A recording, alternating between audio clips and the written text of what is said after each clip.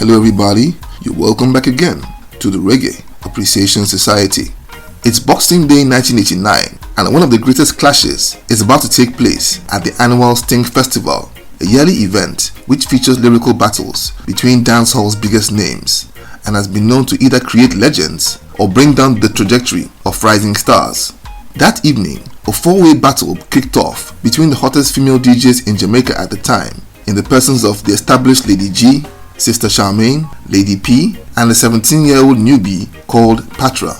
At the end of this face-off, it was the young PATRA that music industry analysts and heavyweights would identify as potentially one of the biggest stars of the future, as her rapid-fire delivery, beauty and poise has sent the audience into raptures.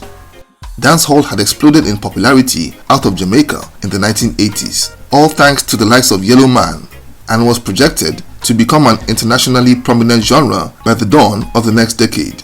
Epic Records had already identified Shabba Ranks as the next dancehall global megastar and were on the lookout for the female version of dancehall's Lover Man. The teenager from Westmoreland would go on to become one of the biggest artists of the 1990s and one of the top female acts of the decade across all genres. On top of her musical exploits, she was also a fashion and cultural icon who made wearing long waist-length braids a global trend. But just as she was cementing her status as a megastar, she turned her back on the music industry and dropped out of the limelight for almost a decade, leading many of her fans around the world to wonder what happened to the queen of the pack. Let's take a look at the amazing rise of this 90s superstar and answer the question, what happened to PATRA?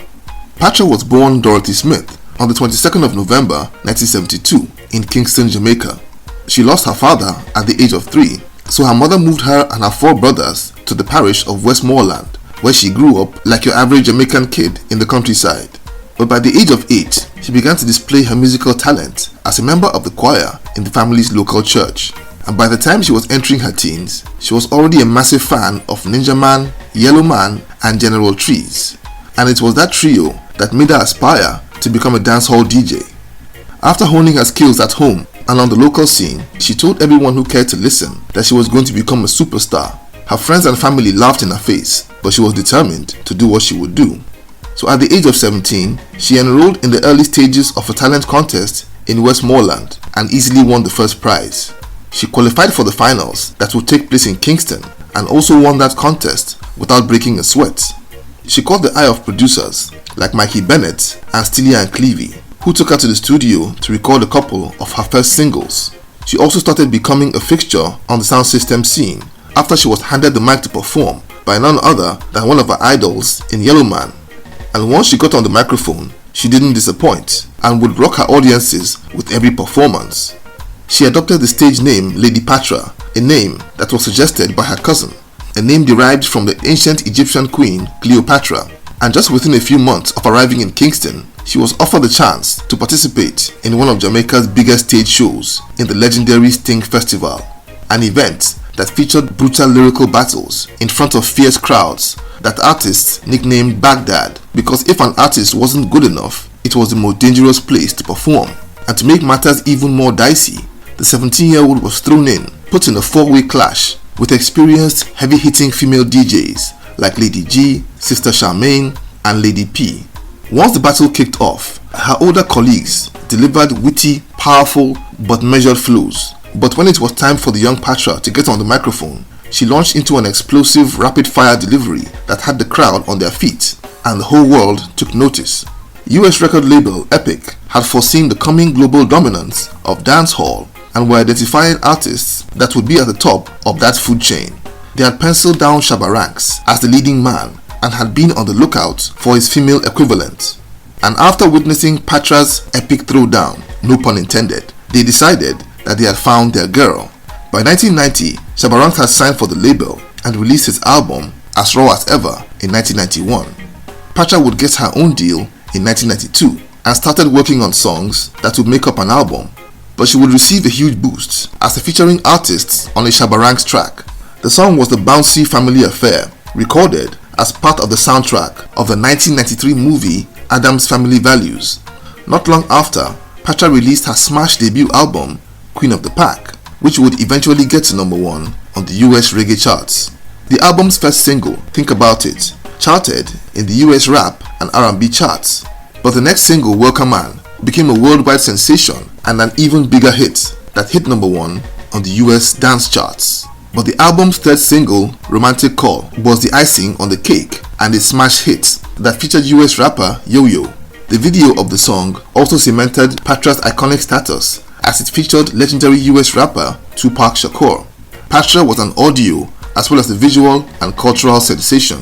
She was beautiful, cheeky, and confident. She even had her own dance, which she called the butterfly, and wore braids that fell all the way down to her waist. Anybody who was around in those times would have witnessed the sheer scale of her influence, as the PATRA braids and jean shorts became a big fashion trend. After a 2-year run of staggering world tours, her next album, Center of Attraction, came out in 1995 and boasted of singles like Pull Up to the Bumper, a remake of the classic Grace Jones track, as well as the title track, Center of Attraction, which featured US R&B singer Aaron Hall.